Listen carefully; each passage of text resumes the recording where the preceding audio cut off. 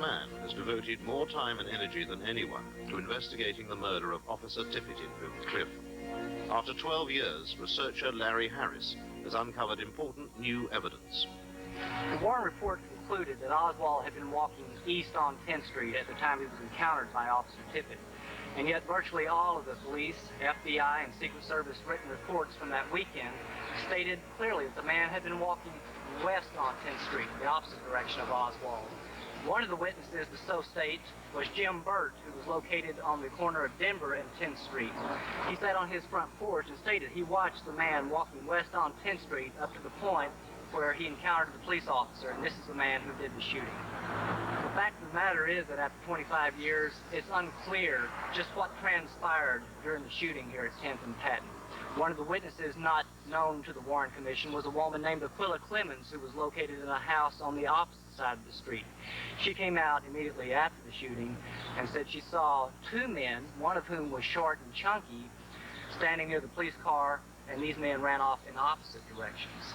The bullets recovered from Tippett's body could not be traced to Oswald's revolver, nor apparently to any other revolver. There were references on the police radio tapes to an automatic weapon, 2 references. This is highly significant because Oswald was carrying a 6-shot revolver, not an automatic.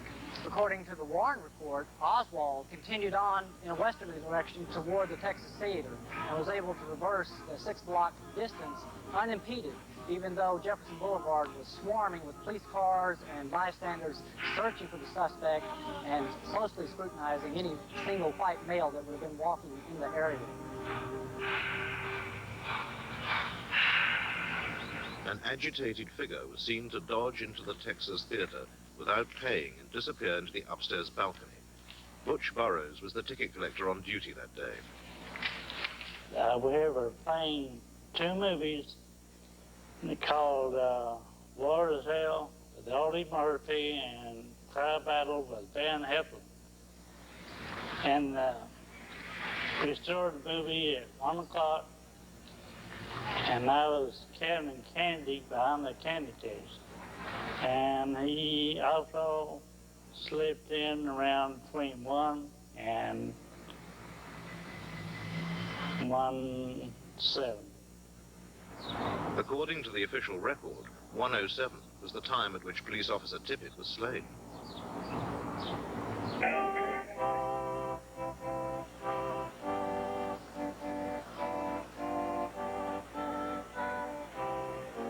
Tippit's police comrades gave him a hero's funeral with all the pomp and ceremony that the city of Dallas could provide.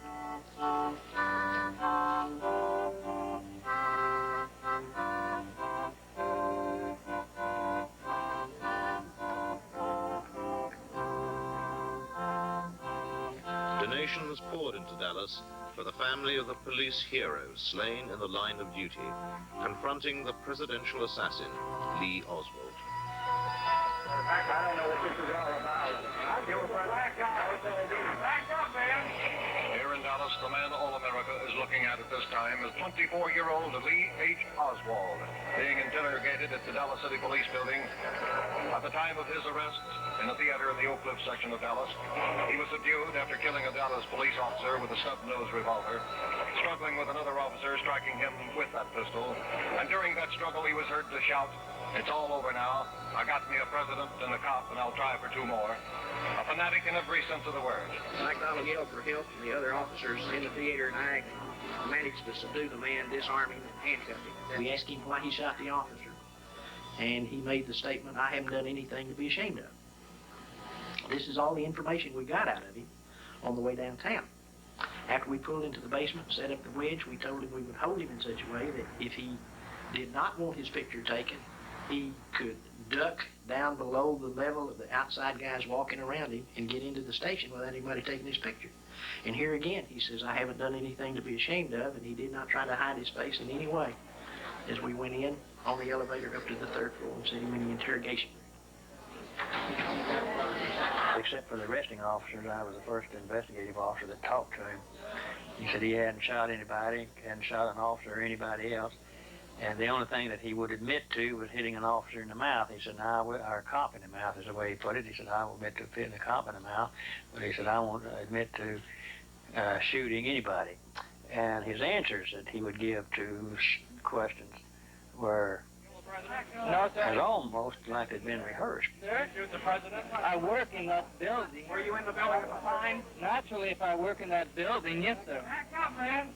Did you shoot the president? No, they're taking me in because of the fact that I lived in the Soviet Union. Time to leave the building. Did you shoot the president?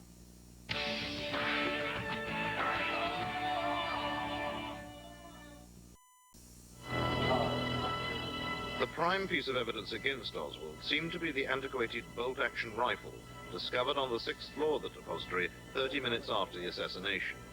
However, both the FBI and the Dallas police were unable to positively tie the weapon to Oswald. This became a matter of increasing embarrassment to Police Chief Jesse Curry. Chief, we understand you have the results of the paraffin test which were made to determine whether Oswald had fired a weapon. Can you tell us I understand that it was positive. What does that mean? It only means that he fired a gun. Was there powder burns or powder marks on his cheek or? I don't know that. I don't know What that. do you know about on his hands? Yeah. That he fired a gun, A Chief, gun. not the rifle or the pistol. That's right. As the police tried to build a case against Oswald, officers were dispatched to question his wife, Marina. They were led by Detective Gus Rose. We drove to the 6th Street address in Irving, the address of Blues Plains, and walked up the walk. And as I approached the door, a voice said, "Come on in, I've been expecting you." Questions that I asked Marina, I said, "Does your husband own a rifle?" She said, "Yes." And I said, "Do you know where it is?" And she said, "Yes." I said, "Can you show it to me?"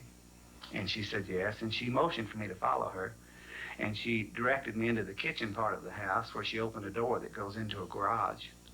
And she pointed out in the garage and to a rolled up blanket that was laying out there. And she said, being interpreted by Rude Plain, "That's his rifle."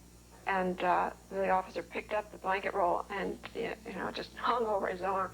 And that was the point at which I felt that he could have been the one that killed the president.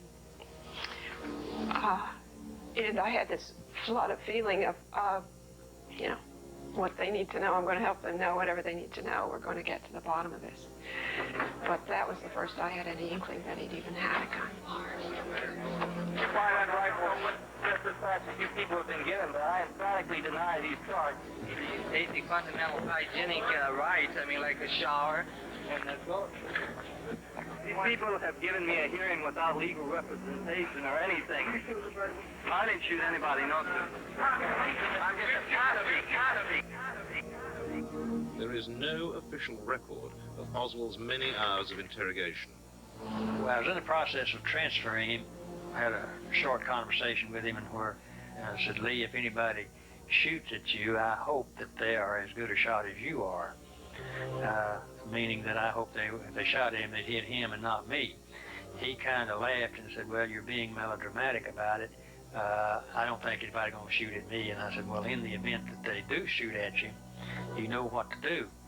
You will be on the floor immediately." However, I didn't realize that just 2 or 3 minutes later, somebody would actually be shooting at him. Even in Oswald's dying moments, the authorities desperately tried to wrest a confession from him. As Surgeon Paul Peters of Parkland Hospital explains.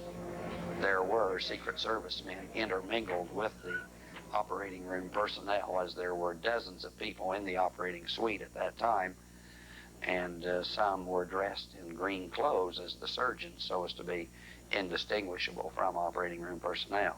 And since it was known by those in the operating room that he was under little or no anesthesia, 2 or 3 people shouted in his ear, "Did you do it? Did you do it?" Which led me as a layman to speculate that perhaps a full-fledged confession might not yet have been obtained from Mr. Oswald. Determined efforts by the Dallas police and the FBI in Washington had still failed to tie the prized rifle to Oswald. However, a smudged palm print was discovered on the weapon hours after a mysterious visit to the funeral home where Oswald's body had been taken by mortician Paul Grudy. I had gotten to the funeral home with his body something in the neighborhood of 11 o'clock at night.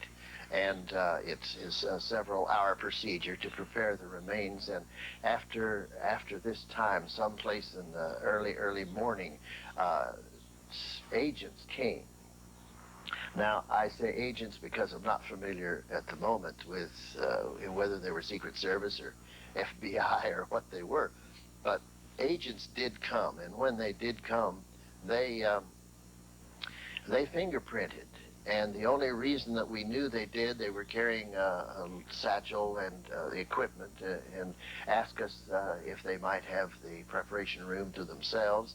And after it was all over, we found ink on Lee Harvey's hands, showing that they had fingerprinted him and palm printed him. We had to take that ink back off in order to prepare him for burial and to eliminate that ink.